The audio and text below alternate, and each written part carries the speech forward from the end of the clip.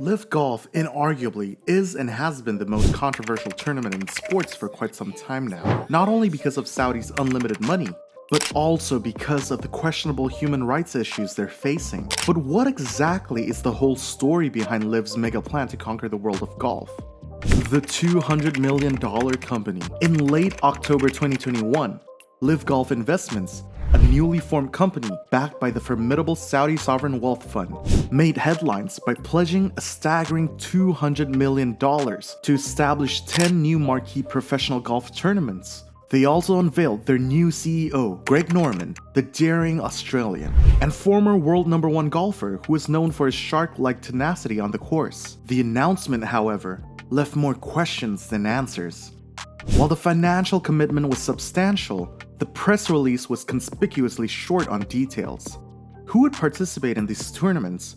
The venues they'd be held at, and the format of the competitions remained shrouded in mystery. Instead, the release offered vague assurances and an ominous promise that this was only the beginning. In other established sports leagues, such a non-specific and overly optimistic challenger might have been dismissed without much concern. After all, the established leagues typically have the financial might, the lucrative TV deals, and most importantly, a roster of top-tier talent. However, the PGA Tour, arguably the most prestigious golf organization worldwide, operated with a unique approach. Unlike most professional sports leagues, the PGA Tour didn't guarantee consistent base salaries for its players. Instead, it rewarded them solely based on their performance, paying only for victories. This system worked well for the very best in the world. They could selectively participate in a fraction of the annual tournaments, secure a place in the prize money, or even take home the winner's purse, all while capitalizing on lucrative endorsement deals stemming from their fame. The storm was brewing in the world of golf, and it centered around the newly unveiled LIV Golf, a tournament that sent shockwaves through the sport. The PGA Tour, known for its traditional approach and unique pay structure, suddenly found itself facing a formidable challenger. At the heart of the controversy was the PGA Tour's pay system, which rewarded players based solely on their performance. While this worked well for the top-tier players who consistently landed in the money, it posed a significant problem for the middle and lower-ranking players. These skilled golfers, self-funded and committed to their craft, risked finishing outside the prize money and struggling to cover their expenses if they didn't hit peak form. Sensing an opportunity, LIV Golf struck at the right moment, capitalizing on the discontent within the PGA Tour. The audacious announcement of $200 million in funding for 10 new marquee tournaments sent shockwaves through the golfing community. They even had the charismatic Greg Norman as their CEO, lending further credibility to their venture. In response to the LIV Golf Challenge, the PGA Tour's commissioner, Jay Monahan, attempted to shore up support by offering more prize money, bolstering the Player Impact program, and creating a new bonus fund for players appearing in 15 or more PGA events. However, for some, like the venerable Phil Mickelson, these measures were too little too late. Mickelson, one of golf's biggest names and top earners, saw the PGA Tour's actions as a display of excessive greed and control. As rumors of defections to LIV Golf spread, the tension within the PGA Tour continued to rise. Top players were discreetly being offered lucrative guaranteed contracts, potentially worth millions, should they decide to make the jump. The lure of such financial security was undeniable, and the golfing world watched with bated breath to see who would choose to stay and who would take the leap into the unknown. The bombshell article.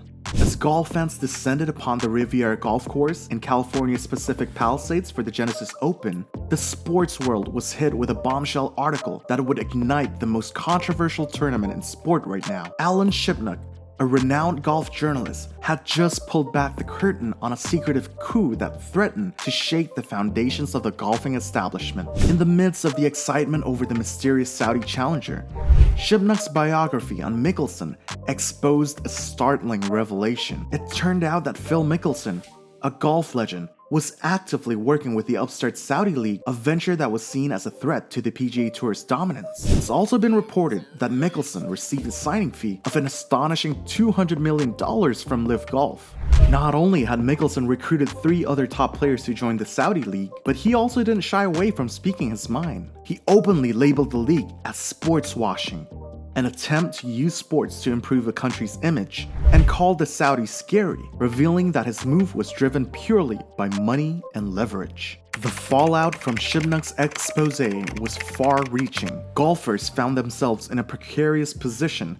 They had to choose between the allure of big money offered by the Saudi-backed tournament or aligning themselves with the established PGA Tour. Some remained coy, indicating they were in negotiations with LIV, while others unequivocally stood with the PGA Tour and criticized the Saudi project. When it seemed that the Saudi project had lost momentum, Greg Norman, one of golf's iconic figures, announced the LIV Golf Invitational. This tournament boasted an eye-watering $255 million in prize money for a field of only 48 players. With 5 tournaments held in the US, it provided convenient locations and lower stress for golfers, compared to the grueling PGA Tour schedule. The format was also tweaked, with players only competing in 3 rounds instead of 4, adding to the appeal. Moreover, the LIV Golf Invitational distanced itself from its Saudi Arabian roots in branding and locations, making it seem more palatable to players and fans alike. The tournament's unprecedented cash infusion into the sport posed a challenge to the PGA Tour's position as the premier golfing circuit. The PGA Tour initially brushed off the Saudi challenge, having already put forth potential punishment for players defecting to the LIV Golf Invitational. However, this deterrent proved ineffective, as one by one, prominent golfers began reconsidering their stance. Dustin Johnson, a top player, broke his early promise to support the PGA Tour and signed a $125 million deal to join the Saudi-backed venture. The defections continued with Charles Schwartzel, a lower-profile PGA Tour player, winning a massive $4.75 million prize in the very first LIV tournament. Following suit, Bryson DeChambeau and Brooks Koepka, 2 of golf's brightest stars, joined the Saudi-backed tour. And that's not it. DeChambeau is said to have earned over $125 million by signing the deal with LIV Golf, while Koepka reportedly received $100 million as a signing bonus for joining LIV Golf. With an influx of cash, the Saudi side had flipped the script, reigniting a golf civil war that the PGA Tour had believed it had already won. The allure of wealth, coupled with the promise of less grueling schedules and substantial rewards, lured players away from this established circuit. The LIV Golf Invitational had transformed into a sporting spectacle, embroiled in controversies and a battle for supremacy. PGA's concerns. While nations like Qatar and the UAE are already known for their controversial practices, Saudi Arabia takes it to a whole new level. The Gulf nations mentioned have their share of human rights issues, but Saudi Arabia's record is exceptionally bleak.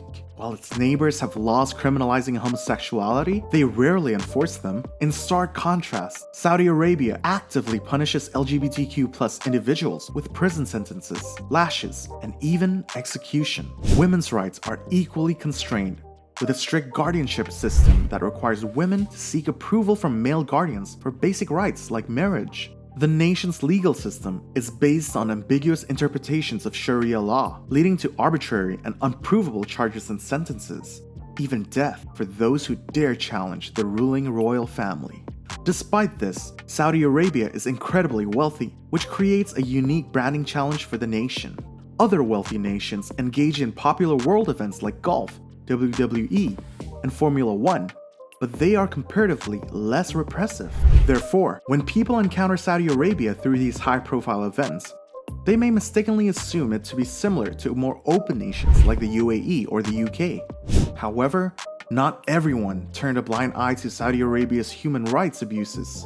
Phil Mickelson, a prominent golfer, was one of the few who openly acknowledged the problematic nature of the Saudi regime, pointing out their involvement in human rights abuses and the murder of journalist Jamal Khashoggi. The PGA Tour also raised concerns about Saudi Arabia's role in 9/11 during their public battle against LIV Golf. Despite these reservations, in a surprising move, the PGA Tour announced a merger with LIV Golf, joining forces with the controversial tournament and accepting the Saudi Public Investment Fund as the exclusive investor. This decision stunned players and fans alike, given the PGA Tour's previous stance against Saudi Arabia's actions. PGA Tour Commissioner Monahan attempted to justify the deal, but faced a strong backlash from various quarters. Those who had rejected lucrative offers from LIV Golf on moral grounds now accused Monahan and the tour of hypocrisy. However, it became apparent that Monahan had seen the writing on the wall and had been negotiating the merger for some time. In his view, they couldn't compete with a foreign government with unlimited financial resources, and the merger was both indefensible and inevitable.